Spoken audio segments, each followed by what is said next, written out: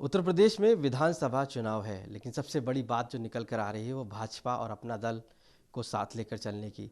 आखिर क्या सीटों को लेकर बातचीत हो रही है, क्योंकि अभी तक बहुत पिक्चर साफ नहीं हो रही है। लगातार मीटिंग्स हो रही हैं, लगातार बैठक हो रही हैं, लेकिन कुछ क्लियर नहीं। हमारे साथ मौजूद है इस समय अनुप्रिया पटेल, जो राष्ट्रीय अध्यक्ष भी हैं, केंद्रीय मंत्री भी हैं।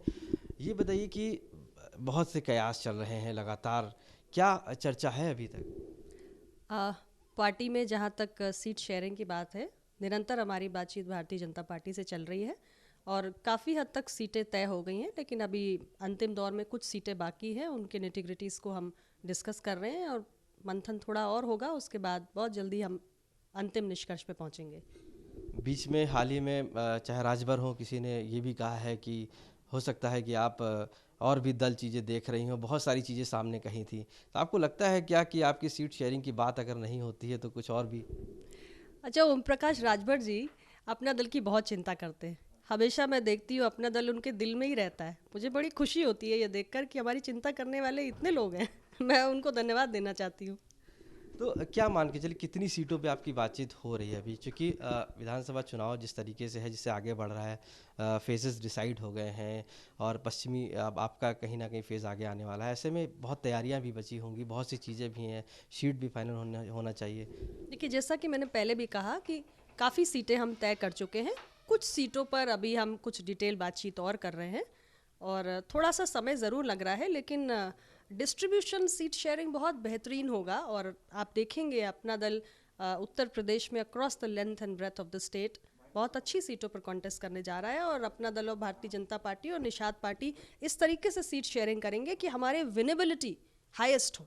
ओके। एक बड़ा सवाल ये भी आ रहा है कि आपने यानी कि आज़म खान के बेटे के खिलाफ, या कह सकते हैं रामपुर से, एक कैंडिडेट उतारा है और वो मुस्लिम कैंडिडेट है।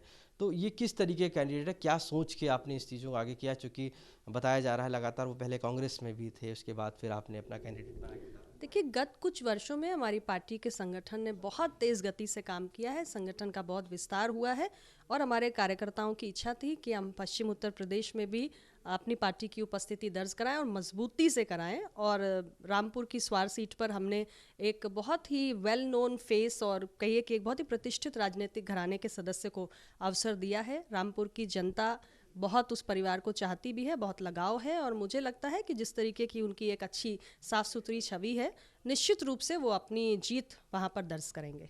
लेकिन मुस्लिम्स को वोट देना यानी आगे बढ़ाना, जिस तरीके से चाहे बीजेपी हो या आप हो, आपको लगता है कि एक नई शुरुआत है अपना दल की, या भाजपा के साथ संगठन करने की? नहीं, अपना दल ने कभी भी कास्ट या रिलीजन के बेसिस पे कभी कोई डिस्क्रिमिनेशन नहीं किया है। हमारी सिर्फ एक और एक क्राइटेरिया रहती है कि हम अच्छे प्रतिष्ठित लोगों को जो आम जनमानस के बीच में निरंतर काम करते आए हैं, जनता जिनको अपनापन जिनके साथ महसूस करती है और जो जीतने की संभावनाएं जिनकी हैं, ऐसे प्रत्याशियों को, साफ सुथरी छवि वाले प्रत्याशियों को उतारें। तो हमें एक ऐसा प्रत्याशी मिला है, हम उनको अवसर दे रहे हैं। आजम खान के ही खिलाफ क्यों सवाल? नहीं, रामपुर में किसी का एकाधिकार तो नहीं है ना। हमारी पार्टी कहीं भी चुनाव लड़ सकती है। उस सीट पे हमारे कार्यकर्ताओं की इच्छा थी कि हमें अपना प्रत्याशी उतारना चाहिए और हमें एक मजबूत प्रत्याशी मिला, हमने उन्हें अवसर दिया। क्या और भी हो सकते हैं इस तरीके के कैंडिडेट? कुछ भी हो सकता है, आप देखिएगा जब हमारी सीटें हम सामने आएंगी, हम बहुत अच्छे प्रत्याशियों को उतारेंगे और मैंने आपसे पहले भी कहा, विनेबिलिटी हमारी प्राथमिकता है। हम बहुत अच्छे प्रत्याशी उतारेंगे और जीतेंगे भी। आपके सामने विपक्ष में अगर मान लें एक तरीके से आप पक्ष हैं, तो समाजवादी पार्टी भी है, भाजपा से आप ही हैं। ऐसे में जब आप अपनी तरफ चुनाव लड़ने जा रहे हैं, तो आपके साथ के जुड़े हुए चाहे परिवार के लोग भी समाजवादी पार्टी में हैं, सामने रहेंगे। ऐसे में आप कितना अपने आप को अश्योर मान रही हैं कि उन चीज़ों? मुझे किसी प्रकार का कोई संदेह नहीं है। मैं पहले भी 3 चुनाव लड़ चुकी हूँ। मेरा वोटर मेरे साथ इंटैक्ट है।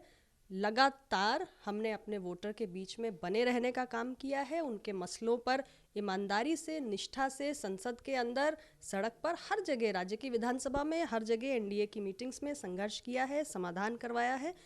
पूरी ईमानदारी के साथ हम अपने लोगों के लिए खड़े रहे, इसलिए मेरे मन में कोई संदेह नहीं है। लगभग सीट कितनी बात चल रही है? बस अब बहुत जल्दी हमारा आंकड़ा सामने आ जाएगा। थोड़ा और सब्र रखिए, सब्र का फल बहुत मीठा होता है। एक दर्जन मान लें? अब आप अनुमान तो कुछ भी कर सकते हैं। स्पेक्यूलेशन का ये जंजाल बड़ा बुरा होता है, मैं इसमें फंसना नहीं चाहती। हम सीधे सीधे आपको एक ही आंकड़ा देंगे और वही फाइनल आंकड़ा होगा।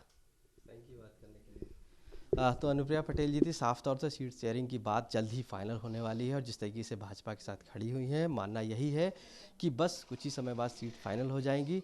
और सबसे बड़ी बात है, अपना दल ने अपना एक वर्चस्व अपने क्षेत्र में बना रखा है जिसको लेकर वो पूरी तरीके से एश्योर हैं, चाहे वो राजभर हो या उनके अन्य दल, चाहे परिवार के लोग दूसरी पार्टी से हों, वो सभी कहीं ना कहीं अपना दल के सामने नहीं है। इस बात को पूरी तरीके से पिक्चर साफ की है। जिस तरीके से रामपुर में अपना कैंडिडेट उतारा है, ऐसे और भी कैंडिडेट विधानसभा में उतर सकते हैं, इस बात से भी नकारा नहीं है। लखनऊ से आशीष श्रीवास्तव, आज